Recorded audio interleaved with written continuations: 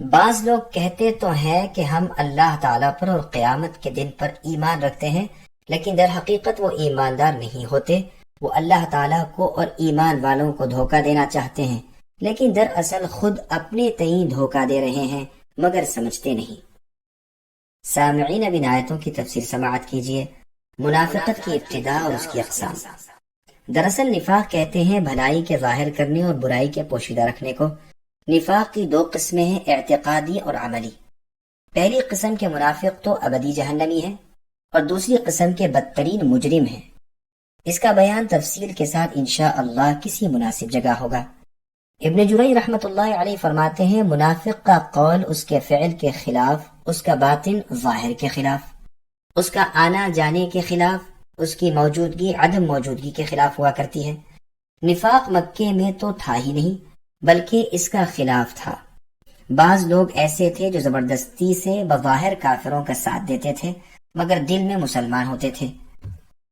جب رسول اللہ صلی اللہ علیہ وسلم ہجرت کر کے مکہ چھوڑ کر مدینے میں تشریف لائے اور یہاں اوس اور خزرج کے قبائل نے انصار بن کر رسول اللہ کا ساتھ دیا اور جاہلیت کے زمانے کی مشرکانہ بت پرستی ترک کر کے دونوں قبیلوں میں سے خوش نصیب مشرف باسلام ہو گئے، لیکن یہودی اب تک اللہ تعالیٰ کی اس نعمت سے محروم تھے۔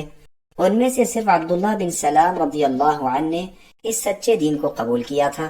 تب تک بھی منافقوں کا خبیث گروہ قائم نہ ہوا تھا، اور رسول اللہ نے ان یہودیوں سے اور عرب کے بعد بعض اور قبائل سے صلح کر لی تھی۔ غرض اس منافقوں کی جماعت کے قیام کی ابتدا یوں ہوئی کہ مدینے کے یہودیوں کے 3 قبیلے تھے، بنو قینقاع، بنو نضیر اور بنو قریظہ۔ بنو قینقاع تو خزرج کے حلیف اور بھائی بند بنے ہوئے تھے، اور باقی 2 قبیلوں کا بھائی چارہ اوس سے تھا۔ جب جنگ بدر ہو گئی اور اس میں پروردگار عالم نے اپنے دین والوں کو غالب کیا اور اسلام کی شان و شوکت ظاہر ہوئی، مسلمانوں کا سکہ جم گیا اور کفر کا زور ٹوٹ گیا، تو اس وقت یہ ناپاک گروہ قائم ہوا۔ عبداللہ بن ابی ابن سلول تھا تو خزرج کے قبیلے میں سے، لیکن اوس اور خزرج دونوں اسے اپنا بڑا مانتے تھے، بلکہ اس کی باقاعدہ سرداری اور بادشاہت کے اعلان کا پختہ ارادہ ہو چکا تھا کہ ان دونوں قبیلوں کا رخ اسلام کی طرف ہو گیا اور اس کی سرداری یوں ہی رہ گئی۔ یہ خار تو اس کے دل میں تھا ہی، ادھر اسلام کی روز افزوں ترقی، ادھر لڑائی میں کامیابی نے اسے مخبوط الحواس کر دیا۔ اب اس نے دیکھا کہ یوں کام نہیں چلے گا، فوراً بظاہر اسلام قبول کر لینے اور بباطن کافر رہنے کی ٹھان لی، اور جس قدر جماعت اس کے زیر اثر تھی سب کو یہی ہدایت کی، اور اس طرح منافقین کی ایک جمعیت مدینے میں اور مدینے کے آس پاس قائم ہو گئی۔ ان منافقین میں بحمد اللہ مکی مہاجر ایک بھی نہ تھا، بلکہ یہ بزرگ تو اپنے اہل و عیال مال و متاع کو اللہ کے نام پر قربان کر کے اللہ کے رسول صلی اللہ علیہ وسلم کا ساتھ دے کر مکے سے آئے ہوئے تھے۔ فرضی اللہ عنہم اجمعین۔ عبداللہ بن عباس رضی اللہ عنہما فرماتے ہیں، یہ منافق اوس اور خزرج کے قبیلوں میں سے تھے اور یہودی بھی جو ان کے طریقے پر تھے۔ قبیلہ اوس اور خزرج کے نفاق کا ان آیات میں بیان ہے۔ ابو العالیہ، حسن قتادہ اور سدی رحمت اللہ علیہم نے بھی یہی بیان کیا ہے۔ اللہ رب العالمین نے منافقوں کی بہت سی بدخصلتوں کا یہاں ذکر فرمایا تاکہ ان کے ظاہر حال سے مسلمان دھوکے میں نہ آ جائیں اور انہیں مسلمان خیال کر کے اپنا نہ سمجھ بیٹھیں، جس کی وجہ سے کوئی بڑا فساد پھیل جائے۔ یہ یاد رہے کہ بدکاروں کو نیک سمجھنا بھی بجائے خود بہت برا اور نہایت خوفناک امر ہے، جس طرح اس آیت میں فرمایا ہے کہ یہ لوگ زبانی اقرار تو ضرور کرتے ہیں مگر دل میں ان کے ایمان نہیں۔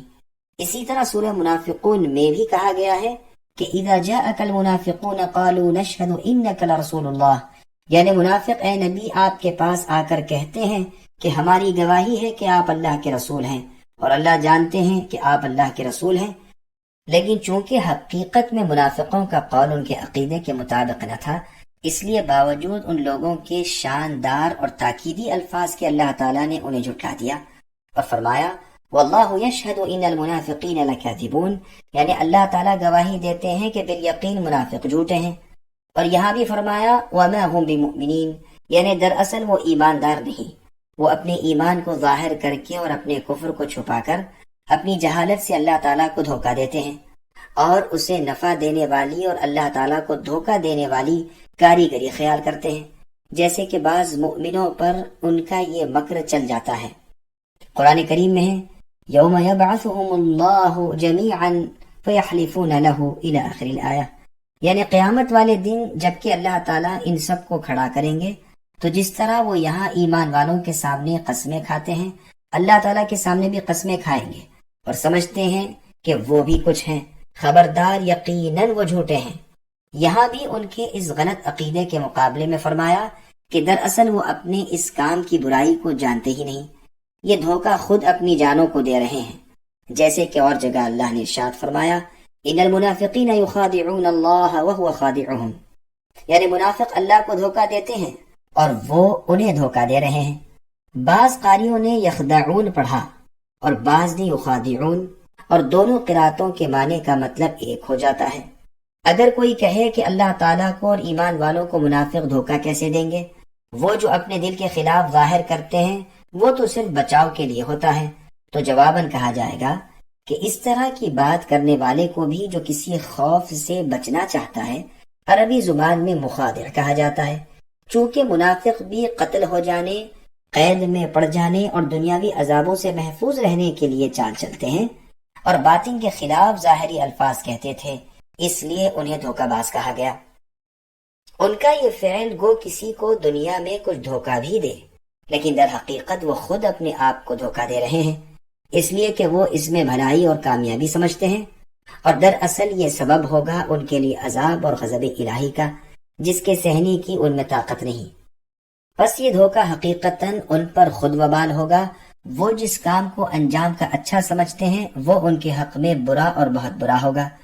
ان کے کفر، شک اور تکذیب کی وجہ سے ان کے رب اللہ تعالیٰ ان پر ناراض ہوں گے، لیکن افسوس انہیں اس کا شعور ہی نہیں، اور یہ منافق اپنے اندھے پن میں ہی مست ہیں۔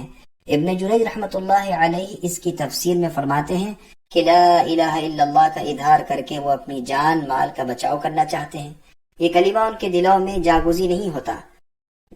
قتادہ رحمۃ اللہ علیہ فرماتے ہیں منافقوں کی یہی حالت ہے کہ زبان پر کچھ، دل میں کچھ، عمل کچھ، عقیدہ کچھ، صبح کچھ، شام کچھ، کشتی کی طرح جو ہوا کے جھونکے سے کبھی ادھر جاتی ہے کبھی ادھر۔